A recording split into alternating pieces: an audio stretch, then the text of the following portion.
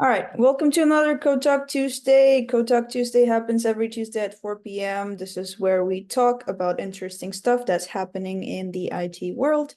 Everybody is welcome. And again, I'll repeat that it happens at 4 p.m. every single Tuesday.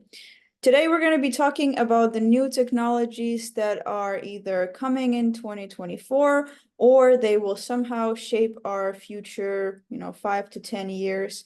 Again, this is just an intro to all of these technologies that either already exist and they're going to innovate somehow, or some new technologies that are coming up, and we will see the impact that they're going to have on our lives in the next 5 to 10 years.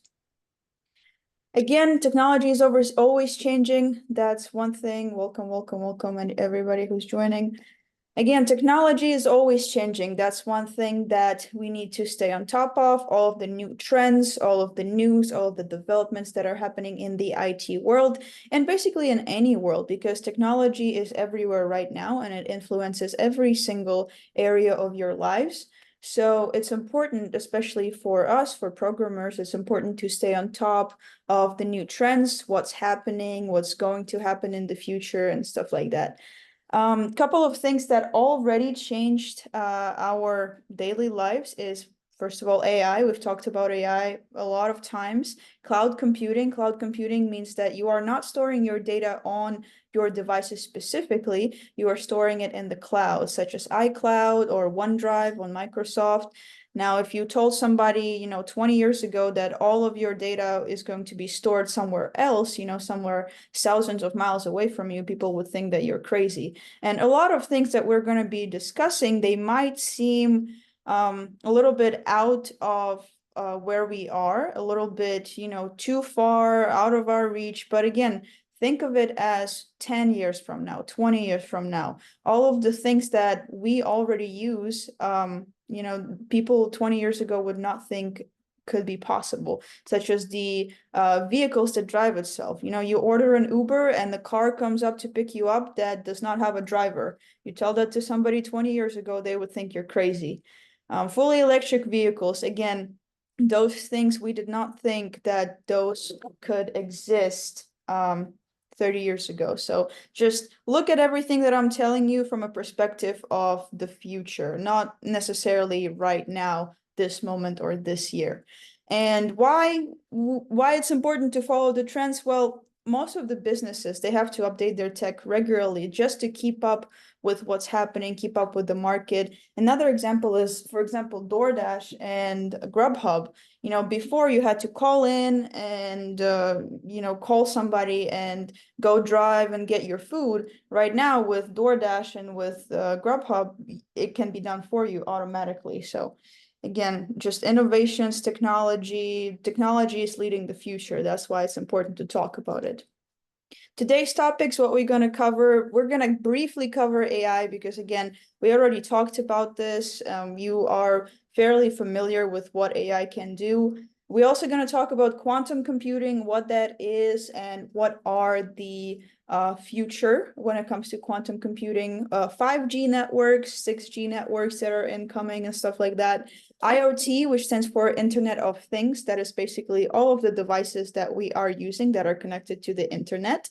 AR and VR, augmented reality and virtual reality, we're going to talk a little bit about that. And biotechnology, so how the trends in technology are going to influence biotechnology specifically. Let's start with AI. As I said, we're not going to focus on it for too long. You are already familiar with AI and programming. The code completion, auto code completion for you and stuff like that. AI can write simple programs. Who knows what it's going to do in 10 to 20 years. AI and animation, just a couple of weeks ago, I saw a cartoon that was about 5 minutes long that was done just by AI. There was no human that worked on that cartoon. It was fully AI. Now, again, it was very rough. The cartoon didn't really make sense. The animation was inconsistent. But again, that's a thing that AI is learning to do, AI and animation. Who knows, maybe in 20 years, we're going to see a full-on movie that was written with help of AI. AI in transportation, the self-driving cars, it uses AI to actually drive you, to get you from point A to point B. AI is helping with that. AI in writing, there's a lot of debate when it comes to AI in writing, but again, it's really hard to tell if something has been written with the help of AI, if the person knows how to use it.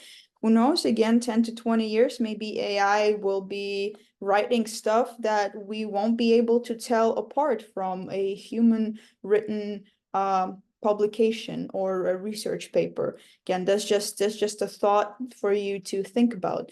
But again, there's a lot of ethical issues that come with AI, and I want you to be aware of them because for example, some of these AIs, they are learning based on large amounts of data. Now, that data most of the time is basically stolen from people like us, from me and you. You know, when we are using a website or if we're using an app, we just click accept terms of service, right? Nobody really reads that. But who knows, maybe in those terms of service, they put stuff like, oh, we're going to collect your geolocation at all times, or, oh, we're going to collect everything that you browse on the internet. Again, just make sure that you read that, because you are agreeing basically to selling your information for free to these companies that are working on AI. Just be mindful of that. Let's move on to quantum computing. Quantum computing is actually pretty cool, in my opinion. However, not me or you will land our hands on a quantum computer anytime soon, because those machines are very powerful and very, very expensive. But the main difference, just in simple terms for you to know what quantum computing is, we know that computers, just regular computers that we use, they operate with bits, right? Zeros and ones. Well, imagine if a bit could not hold only 0 or 1. It could hold both of these at the same time, both 0 and 1 at the same time. This is what quantum computing is. The introduction of qubit. Qubit is basically the same idea as a bit, but it can hold either 0, 1, or 0 and 1 at the same time, due to a property called superposition. Superposition, just think of it as a bit that will perform multiple calculations at once, but on steroids. It can perform multiple things in a millisecond. So the operations that are happening inside of a quantum computer, they are performed on a much larger scale, much faster scale than any of our regular computers can do. And that is why they're very expensive. That is why, they're only available to certain companies, not even people. It's certain companies that have these quantum computers, and they're very, very limited. Now, why would we want to use them?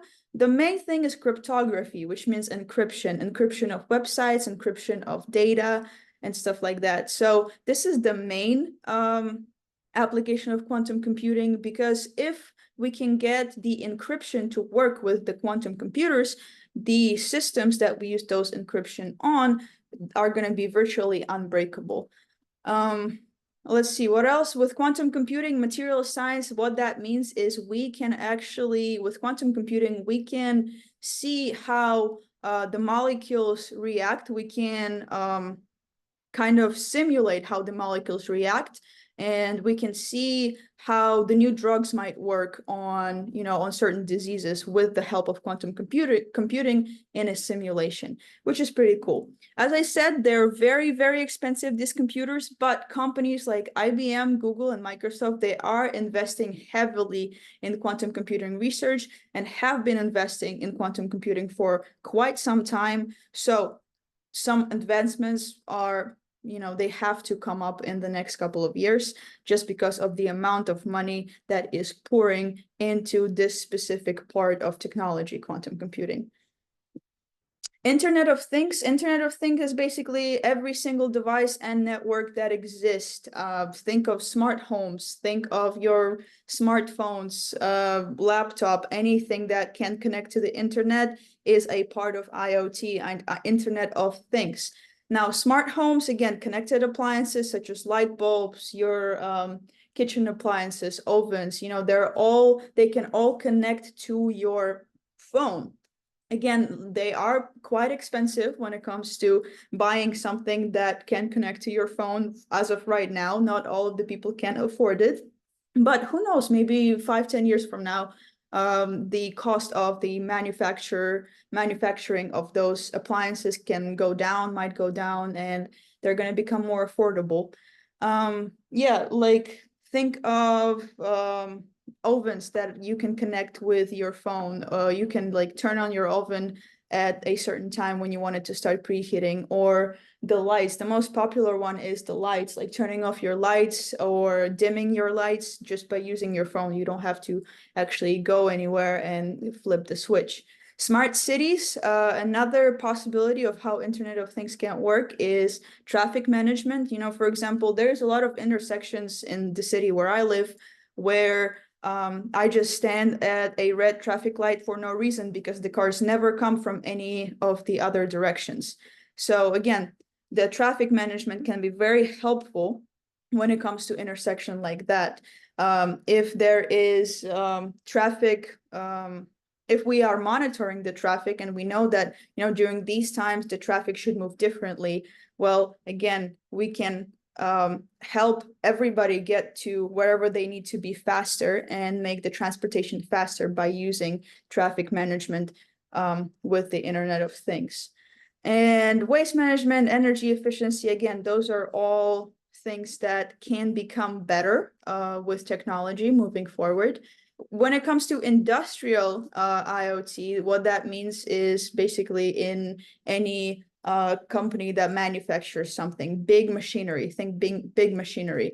Predictive maintenance, that's another thing that is pretty cool. Instead of checking your equipment, you know, when you're supposed to, like 3 months, 6 months, whatever the instructions are, maybe there will be a special device that will actually tell you that maintenance is needed, device that's going to scan everything that's happening inside of that machine, and it's going to tell you that, you know, something needs to be changed or something needs to be fixed. Let's see. One of the concerns when it comes to IoT right now, the biggest concern is the security of those devices that people are using, you know, hacking, data breaches, privacy violations, and stuff like that. Again, be very mindful when you are using those appliances, the smart home appliances. Don't tell it your credit card, don't tell it your social security number, just in case something happens, because it's one of the biggest concerns when it comes to all of these appliances and all of the things that we've just talked about.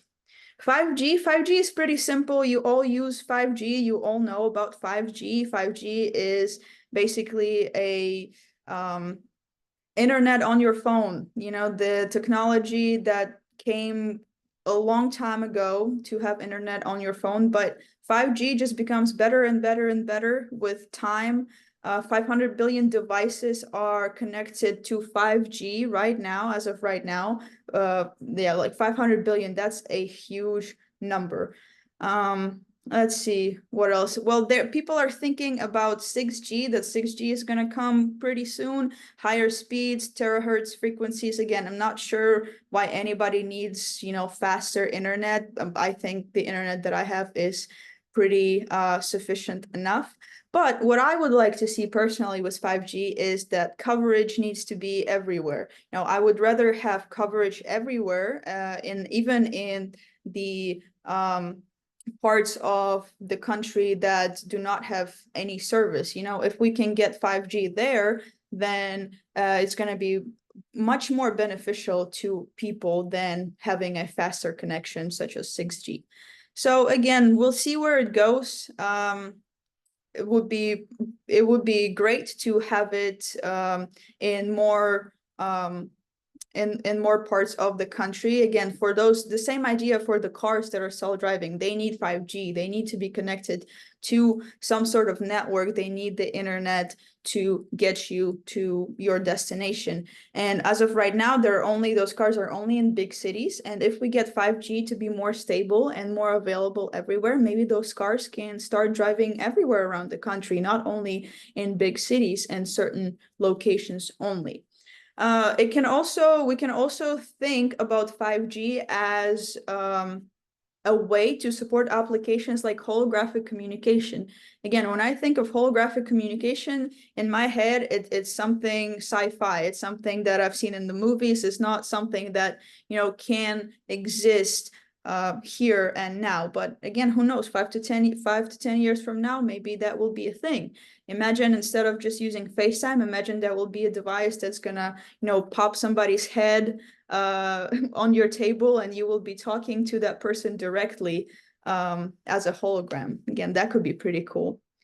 Let's move on to AR and VR. I've actually had the opportunity to work with VR a couple of years ago. I used to work in a virtual reality lab at the college that I attended.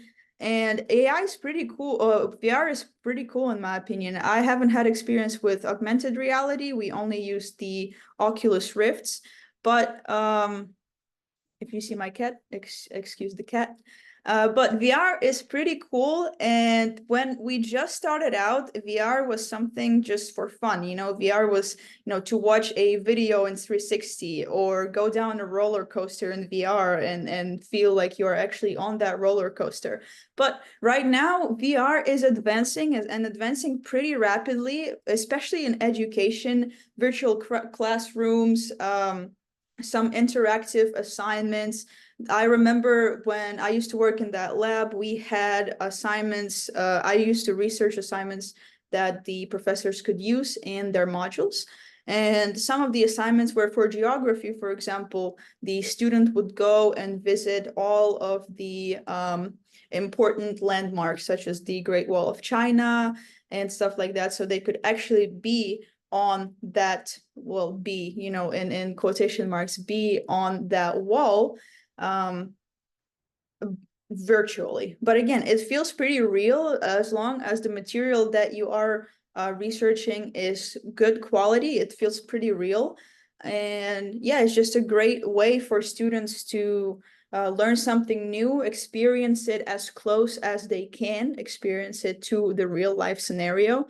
And another thing is healthcare, surgical simulation. That is another cool thing. Another thing we researched was going into somebody else's body. So going into a person's body for biology majors and for nursing majors, and see how the blood circulates, how the heart works, how all of the muscles work. It was pretty cool. It was really like you were looking into somebody else's body, which is pretty cool. Let's see, retail. I don't know, maybe some of you are familiar with this, but a couple years back, some of the stores started launching this thing called virtual try-on. And basically you stand in front of a screen with a camera. The camera scans your body type, and projects your body onto this screen, obviously wearing the clothes that either you are wearing on some clothes that are provided by the store. But instead of trying the clothes yourself on your body, you can try all of the catalog that exists within that store on that screen just by clicking a couple of buttons, and the program will just put the stuff on you, and put those clothes on you and see how it looks. Again, that's just another fun thing that VR can do. It's pretty cool. Let's see. And again, AR and VR are just going to improve. VR headsets are going to become more comfortable. The resolution will become better. And hopefully it's going to get a little bit less expensive so people can experience it more than how they can experience it right now.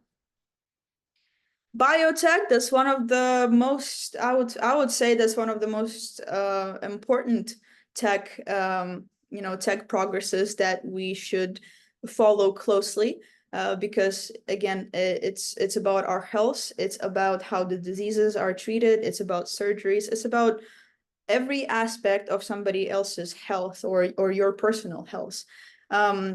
Another thing with biotech is that most of the research that is being performed in biotech is either classified or under a non-disclosure agreement. So it's pretty hard to see what the trends are with biotech, but we can speculate on some of the things that might come up in the future. One of the things is telemedicine. Telemedicine is already available in some of the hospitals. Some of the providers provide telemedicine, which means you don't have to leave your house. If you are feeling sick, but not to the point of, going to an ER or calling an ambulance, if you want advice from your doctor, you can just call your doctor either over your video chat or over phone, and it's strictly confidential, of course, as everything else is when it comes to your health.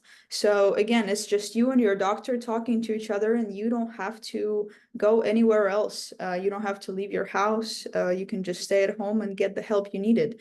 And again, the prescriptions that are coming up, the doctor might prescribe you a prescription and you don't have to leave your house to even get that prescription. Like somebody maybe in 5 to 10 years will have a same thing as Uber Eats coming and getting your prescription for you and bringing it to your home. Who knows?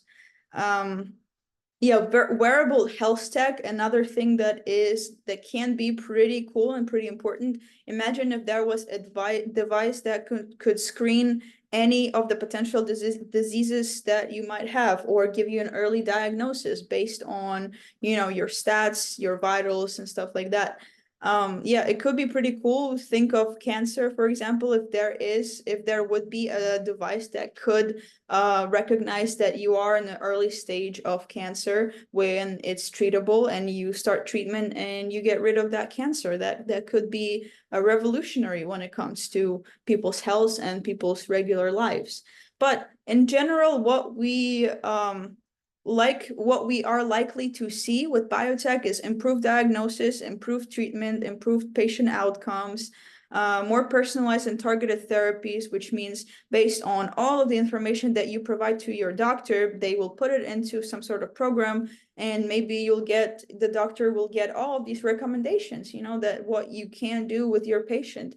Again, we need the doctors. Obviously, this is not going to be an automated process. We need the doctors. We need the people who specialize in medicine. Those people are not going anywhere, but their lives might become easier, and your healthcare level might become better with technology.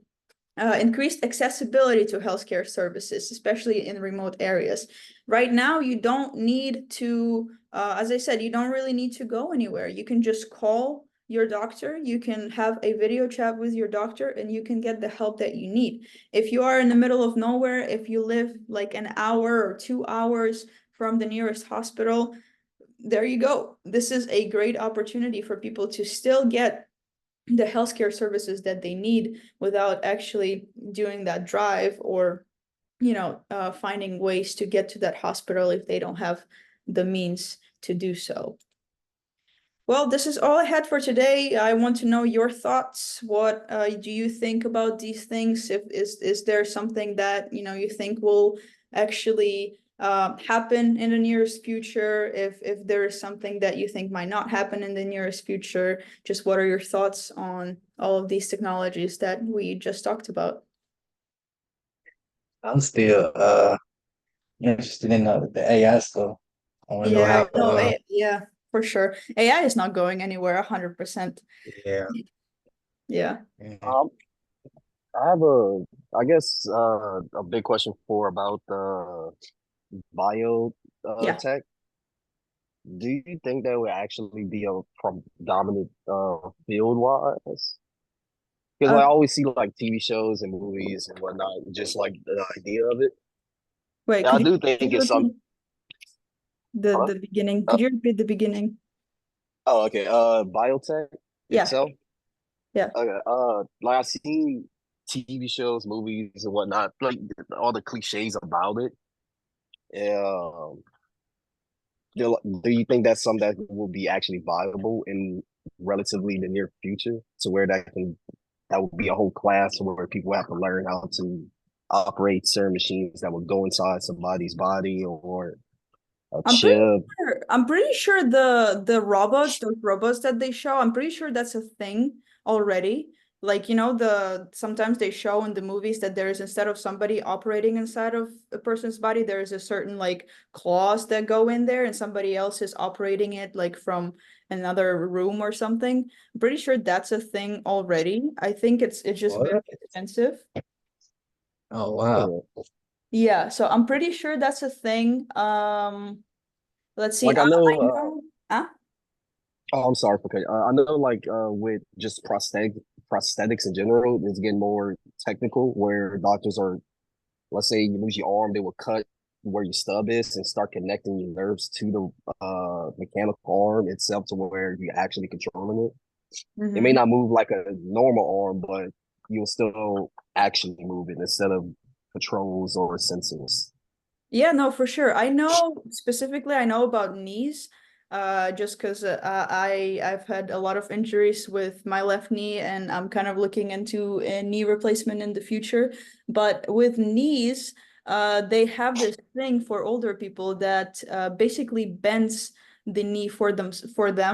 So you get a knee replacement, and it's some sort of a cyber knee that they put in there. So every time you step on um the end part of your foot, your knee either locks for you or it's either bends for you. It just depending how you step on it. So that's another cool thing, you know, it helps. Why they do that is because it helps older people to not fall as many times as they do without that knee replacement. Like if their knee gives up, you know, and it starts bending by itself, the knee will somehow know about that and it will lock up. So instead of continue the bend, it's going to lock up in a certain way, so the leg won't move, and the older person can actually stand on it. So again, that's another thing. I think all of the things that we see, we can't really say that they will not come true. You know, in movies, in unless it's obviously like cyber tech wear and stuff like that. I think we're really far away from that. You know, like the eyes that will project information for you and stuff like that. I think we're Like in Cyberpunk, yeah, like in stuff like that. cyberpunk. Yeah. I Gotcha. think we're pretty far from that as of right now. But who knows? Maybe the prosthetics will get on that level, you know, in the nearest future. Which I mean, I'm a huge fan of cyberpunk stuff. I'm a huge fan of all of that, you know, cyber future. But again, realistically, I don't think we're anywhere close to that. The Okay. Elon Musk with his chip, whatever he's trying to implement in like people's brains. I don't know if you've heard about that, but I think it's called Neuralink. You can look at that too. Elon Musk's company, Neuralink. Yeah, no, they don't really have good results so far, and they've been doing it for a couple of years now. They're trying to like integrate a chip into your brain that will help you with, I don't know, with something. I'm not really. Didn't they do it to Yeah, didn't they do it to yeah, they did it to Because a couple of people. I'm pretty sure somebody died. Like I one think person so. died. Yeah. So I'm not sure how they get away with that so far. But I know they did a lot of research on monkeys, which again, I have no idea how they get away with that. It's just, I think they're just torturing animals. But, you know, maybe something comes out of it, but again, it's Elon Musk, so we never know. But yeah, that's pretty much it. That's all I had. I'll come up with something interesting for next week too. And yeah, I'll see you at 4 if you don't have any other questions.